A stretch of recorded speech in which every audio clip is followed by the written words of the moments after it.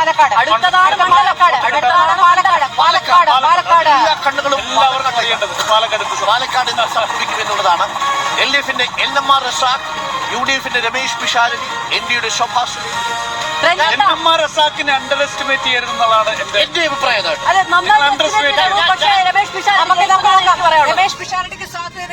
സുഹൃത്തുക്കളെ, സ്മൃതി പരുത്തിക്കാട് ഈ ഒരു വാർത്താ അവതരണത്തോട് കൂടിയിട്ട്, അല്ലെങ്കിൽ നമുക്ക് ഈ അടുത്ത കാലത്തുള്ള വാർത്താ അവതരണത്തിന്റെ രീതികളെ ചരിത്രമൊക്കെ നോക്കുമ്പോൾ സ്മൃതി പരുത്തിക്കാട് എന്ന് പറയുന്ന ഈ ഒരു വാർത്താ അവതാരിക ഒരു കടുത്ത ഒരു കോൺഗ്രസ് പ്രവർത്തകയാണ്. അല്ലെങ്കിൽ കോൺഗ്രസിനോട് അപാരമായിട്ടുള്ള സ്നേഹം പ്രകടിപ്പിക്കുന്ന ഒരാളാണെന്ന് നമുക്ക് എല്ലാവർക്കും ബോധ്യമായിട്ടുണ്ട്. പാലക്കാടാണ് വിഷയം. പാലക്കാടിനെ കുറിച്ച് ഞാനൊരു വീഡിയോ ചെയ്തിട്ടുണ്ട്. NMR റസാഖിനെ കുറിച്ചിട്ടാണ് ഞാൻ ആ ഒരു വീഡിയോ ചെയ്തത്. സത്യം പറഞ്ഞു കഴിഞ്ഞാൽ ഞാൻ പേഴ്സണലി കാണണമെന്നും മറ്റൊക്കെ ആഗ്രഹിക്കുന്ന ഒരു നേതാവുണ്ടെങ്കിൽ അത് NMR റസാഖ് മാത്രമാണ്. കാരണം എന്താണെന്നൊക്കെ എന്നോട് ചോദിക്കരുത്, എനിക്ക് അദ്ദേഹത്തെ ഭയങ്കര ഇഷ്ടമായി. എന്തായാലും നമ്മൾ മനസ്സിലാക്കേണ്ട ഒരു കാര്യം, അത് വെറുതെ ഇഷ്ടമായതല്ല. അദ്ദേഹം അവിടെ നടത്തുന്ന ചില പ്രചാരണ രീതികളാണ്. ഞാൻ നോക്കുമ്പോഴേ ഇദ്ദേഹത്തിന് എല്ലാവരും അറിയാം. ആ നാട്ടുകാർക്ക് എല്ലാവർക്കും ഇദ്ദേഹത്തെ അറിയാം. വരുമ്പോ തന്നെ മോതിരല്ലേ റസാക്ക വരണ്ട, അനക്കണ്ടാണ് എന്ന രീതിയിൽ തനി പാലക്കാട് ഭാഷയിൽ, എനിക്ക് വലിയ പിടുത്തൊന്നുമില്ല കേട്ടോ, എന്തായാലും തനി പാലക്കാട് ഭാഷയിൽ കാണാം. നോക്കൂ, ഒരു അമ്മച്ചി ആശീർവദിക്കുന്ന ദൃശ്യം നോക്കൂ.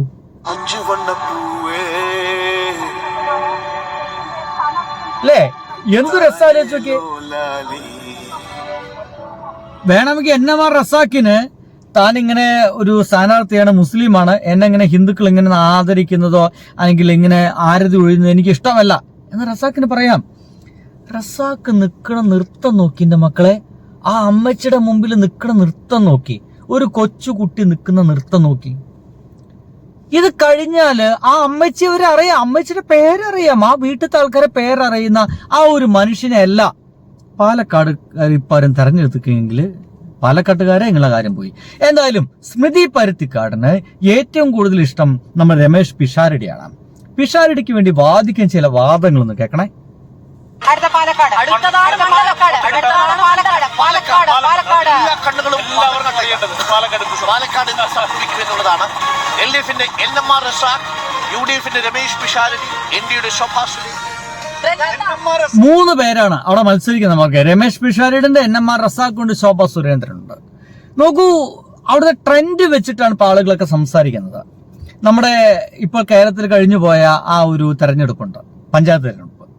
അതിന്റെ ഒരു ട്രെൻഡ് വെച്ച് നോക്കുകയാണെങ്കിൽ അവിടെ UDF തന്നെയാണ് ജയിക്കുകയാണെന്നും, എന്നാൽ അതേസമയം തന്നെ ഈ ഒരു ചാനലിൽ തന്നെ വർക്ക് ചെയ്യുന്ന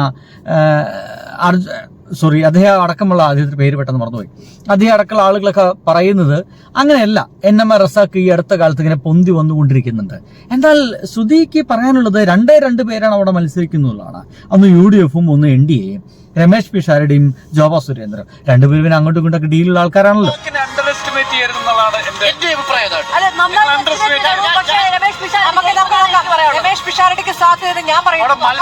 അവിടെ മത്സരം LDF UDF ആണ്.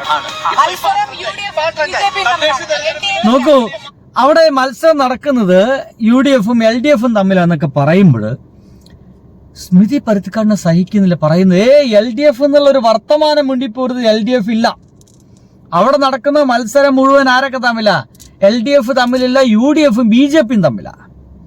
അത് പറയാനുള്ള അവരുടെ ആർജവമുണ്ടല്ലോ, ആ ഒരു സ്നേഹമുണ്ടല്ലോ, UDFുള്ള ഒരു പ്രണയം, സത്യം പറഞ്ഞാൽ എനിക്ക് ഇഷ്ടപ്പെട്ടു പോയി. കാരണം UDFിന് വേണ്ടി ശക്തമായിട്ട് എന്ത് ന്യായീകരണം പറഞ്ഞിട്ട് ഇങ്ങനെ മെഴുകി നിൽക്കാൻ അവർക്ക് സാധിക്കുന്നു എന്നുള്ളതാണ്.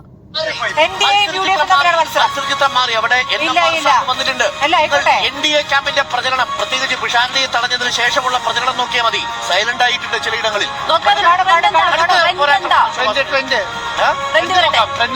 Palakkad trend, Pisharody or NMR Razak or Shobha Surendran.